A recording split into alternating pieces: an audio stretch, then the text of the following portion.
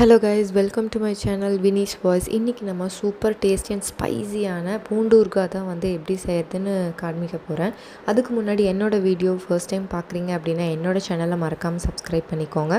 And also வாங்க நம்ம வீடியோக்குள்ளே போகலாம். ஃபர்ஸ்ட்டு ஒரு கடாயில் வெந்தயம் ஒரு ஸ்பூன் ஆட் பண்ணிக்கோங்க. அதுக்கப்புறம் கடுகு ஒரு ஸ்பூன் ஆட் பண்ணிக்கோங்க. இது ரெண்டையும் நல்லா டோஸ்ட் பண்ணணும். டோஸ்ட் பண்ணுறது எப்படி இருக்குன்னு பார்த்தீங்கன்னா, அந்த கடுகை இந்த மாதிரி வெடித்து வர்றது நம்மளுக்கு தெரியும். அப்புறம் பார்த்திங்கன்னா வெந்தயத்தோட ஷேடு லைட் ப்ரௌனுக்கு மாறும். அது வரைக்கும் நீங்கள் நல்லா ரொம்ப ஃப்ரை பண்ணிட்டீங்கன்னா அப்புறம் நம்ம அரைக்க போகிறோம் இது அப்படியே கருகுன ஸ்மெல் மாதிரி வரும். பாருங்கள், அந்த கடுகு வெடிச்சிருக்கா அந்த மாதிரி அந்த மாதிரி இருக்கணும் பாருங்கள். ரொம்பவும் நீங்கள் ஃப்ரை பண்ணிடாதீங்க, அவ்வளோதான். இந்த ஷேடு வர வரைக்கும் தான் நீங்கள் வறுக்கணும். அதுக்கப்புறம் அது பிளேட்டில் போட்டு ஆற வச்சுக்கோங்க. ஆறாமல் அரைக்காதீங்க. அப்புறம் அரைக்கிறதுக்கு பார்த்தீங்கன்னா நான் மிக்ஸி யூஸ் பண்ணலைங்க, இந்த மாதிரி கல் வச்சு தான் கொட்டுறேன். ஏன்னா இதில் ஒரு தனி டேஸ்ட் இருக்குங்க ஊறுகாய்க்கு எப்போவுமே.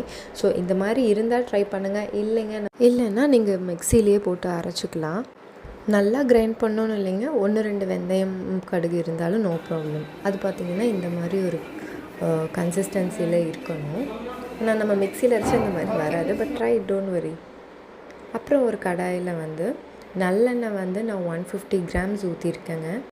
எண்ணெய் காஞ்சோன்னு நான் 1/4 கிலோ பூண்டு இந்த மாதிரி ரெடி பண்ணி வச்சுருக்கேன். அது எண்ணெய் காஞ்சோன்னு பூண்டை உள்ளே ஆட் பண்ணிக்கோங்க. அந்த எண்ணெயில் அந்த பூண்டு நல்லா ஃப்ரை ஆகணுங்க. அப்போ தான் ஊறுகாய்க்கு ஒரு டேஸ்ட் இருக்கும். இடையில கொஞ்சம் கலர் மாறிச்சுன்னு சொல்லி நீங்கள் ஆஃப் பண்ணிடாதீங்க ஃப்ளேமை. நல்லா ஃப்ரை ஆகணுங்க. பூண்டு உள்ளெல்லாம் ஃப்ரை ஆகிறதுக்கு லேட் ஆகும். அதுக்குள்ளே நீங்கள் என்ன பண்ணுங்கள், ஒரு 4 லெமனை ஃபுல்லாக பெரிய லெமனாக கட் பண்ணி ஜூஸ் எடுத்து வச்சுக்கோங்க. அதுக்குள்ளே இங்கே பார்த்தீங்கன்னா பூண்டோட ஷேட் லைட்டாக மாறி இருக்கும்.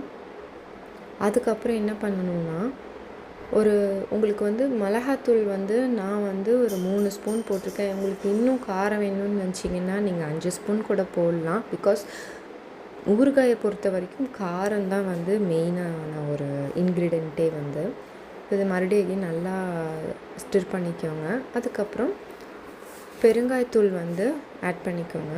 ஒரு ஸ்பூன் அளவு ஆட் பண்ணிக்கோங்க.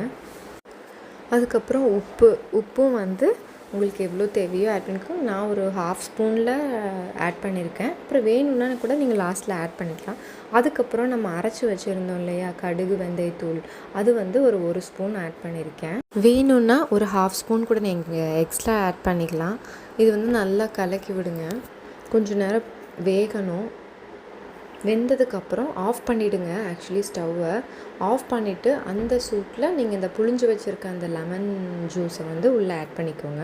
கொட்டையெல்லாம் எடுத்துடுங்க.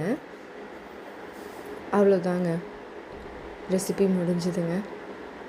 இந்த மாதிரி நீங்கள் ஊற்றி எடுத்து வச்சு கலக்கினதுக்கப்புறம் இந்த மாதிரி எண்ணெய் தேங்கி நிற்கும் பாருங்கள். இது ஈவினிங் போல் இந்த மாதிரி கன்சிஸ்டன்சிக்கு ஆகும்.